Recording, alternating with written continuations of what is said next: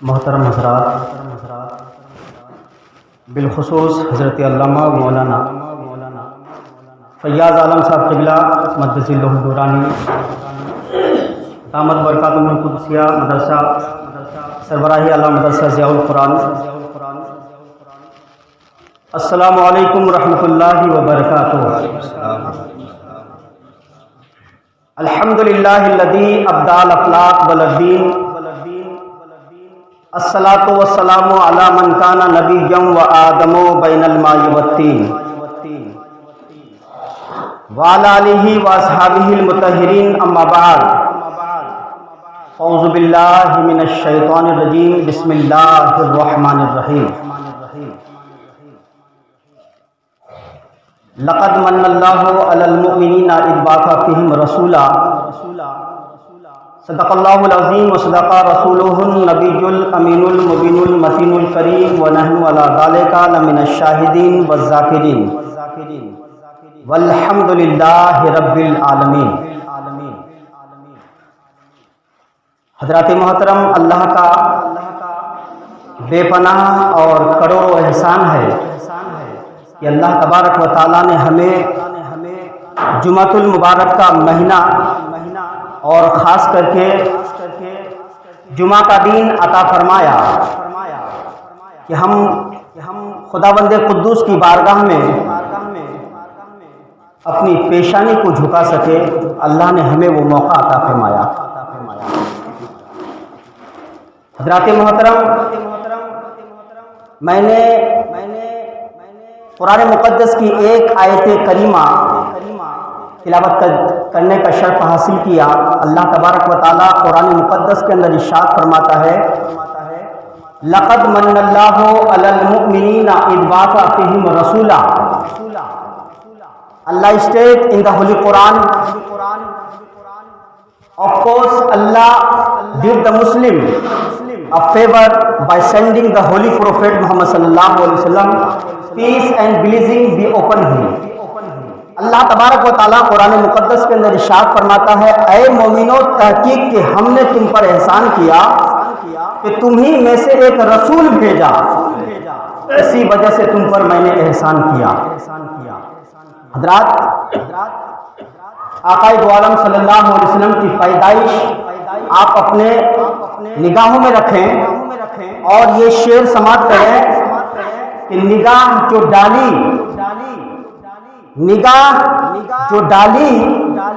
تو پتھروں کو کلمہ پڑھا دیا، نگاہ جو ڈالی پتھروں کو کلمہ پڑھا دیا، مسکرا کر دیکھا یثرب کو مدینہ بنا دیا۔ مسکرا کر دیکھا تو یثرب کو مدینہ بنا دیا، اور جنت کے پھولوں کی رس نچوڑ کر، جنت کے پھولوں کی رس نچوڑ کر رب نے میرے مصطفیٰ کا پسینہ بنا دیا، رب نے میرے مصطفیٰ کا پسینہ بنا دیا۔ حضرات محترم، آئیے ہم قرآن مقدس کے ترجمہ، مفہوم، تفسیر بیان کرنے سے پہلے ہم اور آپ اپنے آقا و مولا کونین کی دولہا کالی زلفوں والے رسول، سنہری جالی والے محبوب، گفتگو کو تیرانے والے پیغمبر، غم کی ہچکیاں لینے والے کو زندگی عطا کرنے والا رسول، سدرا سے آگے جانے والے مصطفیٰ، لامکان کی سیر کرنے والے پیغمبر، مکے اور مدینے کی چٹائی پر بیٹھ کر ساری کائنات کی تقدیر کا فیصلہ کرنے والا جناب محمد رسول اللہ صلی اللہ تعالی علیہ وسلم کی بارگاہ گوہربار میں جھوم جھوم کر غلامی کا ثبوت دیتے ہوئے بارگاہ رسول میں خراج عقیدت پیش کیجیے اور پڑھیے بابا سے بلند اللہم صلی علی سیدنا و مولانا محمد بارک وسلم، صلو علیہ صلاۃ و سلام علیک یا رسول اللہ صلی اللہ تعالی علیہ وآلہ وسلم۔ یہ اسلام سینہ بسینہ نہ ہوتا، یہ اسلام سینہ بسینہ نہ ہوتا، خدائی کا ایسا قرینہ نہ ہوتا، خدائی کا ایسا قرینہ نہ ہوتا، زمین و آسمان چاند سورج ستارے، زمین و آسمان چاند سورج ستارے محمد نہ ہوتے تو کچھ بھی نہ ہوتا، محمد نہ ہوتے تو کچھ بھی نہ ہوتا۔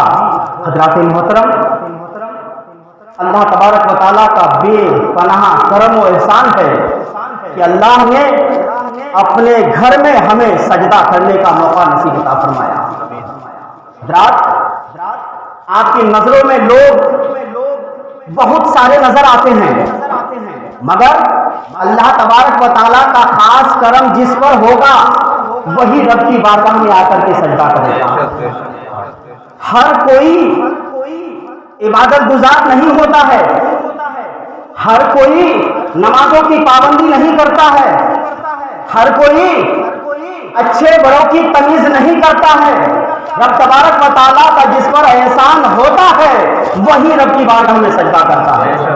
علامہ اقبال فرماتے ہیں وہ ایک سجدہ جسے تو گرا سمجھتا ہے، وہ ایک سجدہ جسے تو گرا سمجھتا ہے، ہزار سجدوں سے دیتا ہے آدمی کو نجات، ہزار سجدوں سے دیتا ہے آدمی کو نجات۔ حضرات محترم، جمعرات کی رات کو کوئی اگر بندہ مومن یہ دل میں ارادہ کرتا ہے کہ کل جمعہ کا دن ہے اور میں جمعہ کی نماز ادا کروں گا اچھے کپڑے پہن کر کے، تو رب تبارک و تعالیٰ فرشتوں سے فرماتا ہے اے میرے فرشتوں، میرا بندہ نے ابھی سجدہ نہیں کیا ہے، میرا بندہ ابھی مسجد نہیں گیا ہے، میرا بندہ رکوع نہیں کیا ہے، میرا بندہ قیام و سجود نہیں کیا ہے، اے بندہ اس سے پہلے اے فرشتے میرے بندے کے نام پر جنت میں ایک کھجور کا درخت لگا دو۔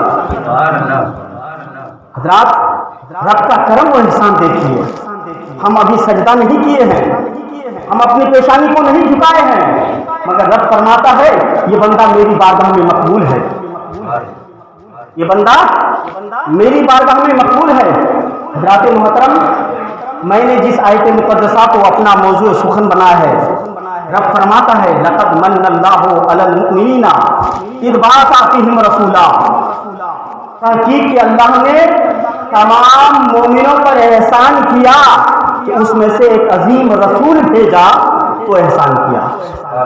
حضرات، اگر ہمیں کسی کی مدد مل جائے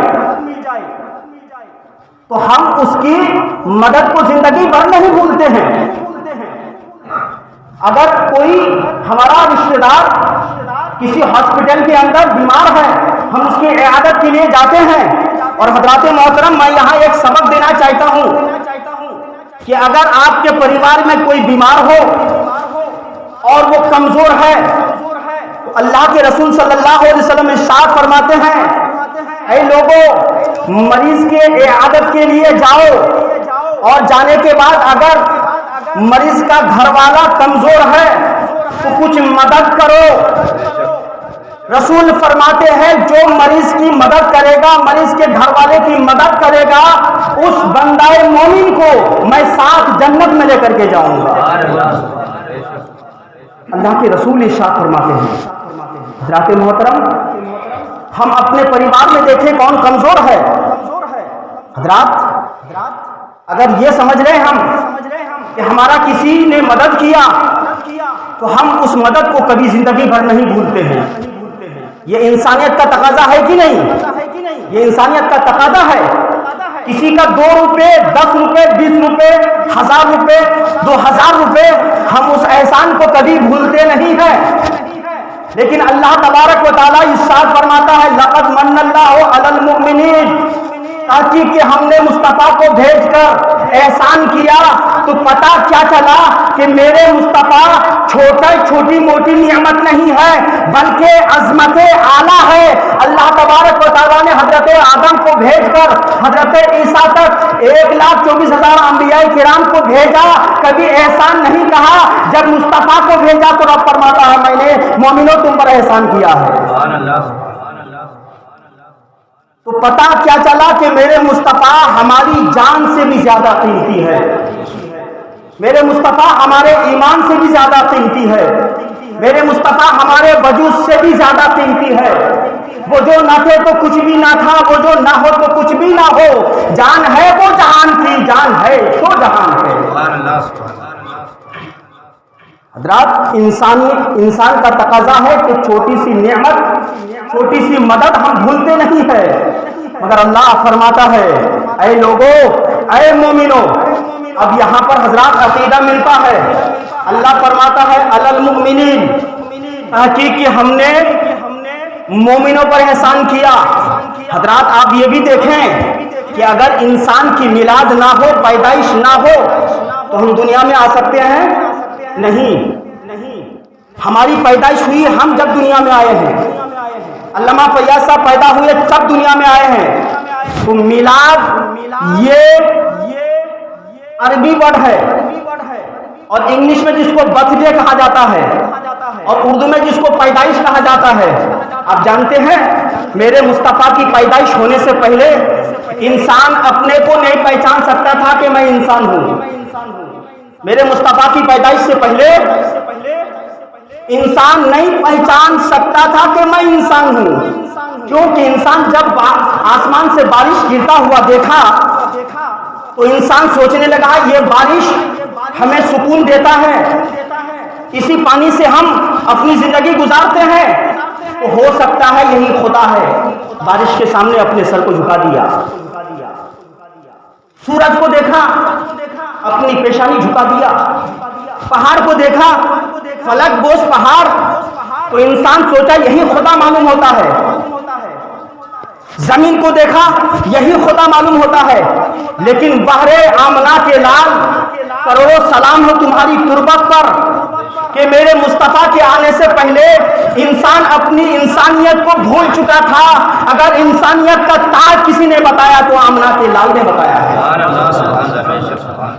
یہ اسلام سینہ بسینہ نہ ہوتا، خدائی کا ایسا کرینہ نہ ہوتا، زمین و آسمان چاند سورج ستارے محمد نہ ہوتے تو کچھ بھی نہ ہوتا.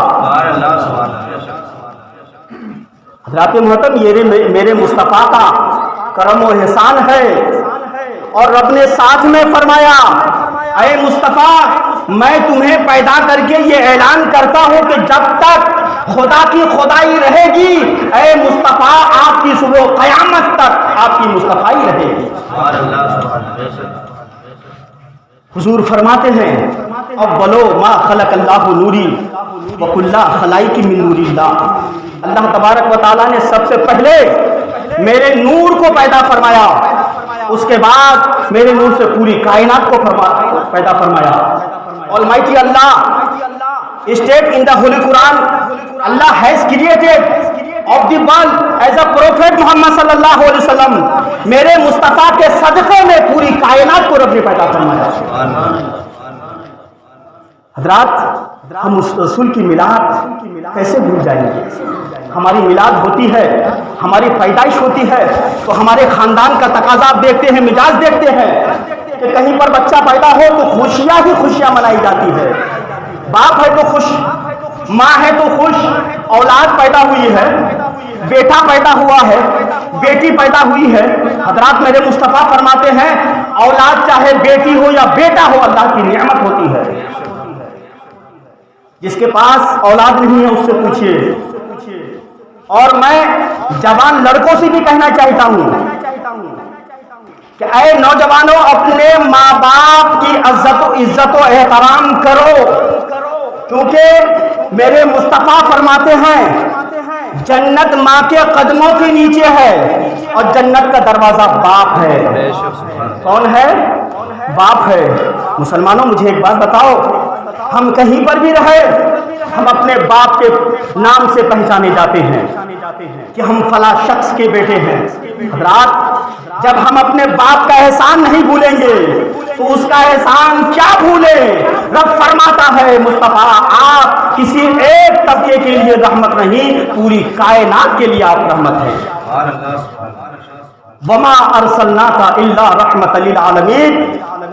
اے محبوب ہم نے آپ کو ساری کائنات کے لیے رحمت بنا کر کے بھیجا ہے.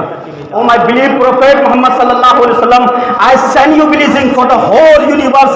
اے مصطفیٰ آپ کسی طبقے کے لیے، آپ کسی خاندان کے لیے رحمت نہیں ہے. جو بھی کلمہ طیبہ پڑھتا جائے گا آپ ان کے لیے رحمت بنتے جائیں گے.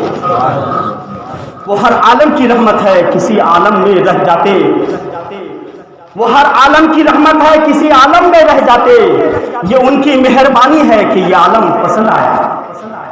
حضرات دیکھیے تو صحیح رب کا کلام کرنے کا طریقہ قرآن میں کہتا ہے آدم کو رب نے بھیجا، احسان نہیں کہا، شیش کو بھیجا، احسان نہیں کہا، دانیال کو بھیجا، احسان نہیں کہا، یوسف کو بھیجا، احسان نہیں کہا، داؤد کو بھیجا، احسان نہیں کہا، دانیال کو بھیجا، احسان نہیں کہا، یونس کو بھیجا، احسان نہیں کہا، لیکن جب میرے مصطفیٰ کو آمنہ کے گھر میں بھیج رہا ہے تو رب کلام کرتا ہے بندوں سے، اے بندوں میں نے تم پر احسان کیا نبی کو بھیج کر، پتا کیا چلا؟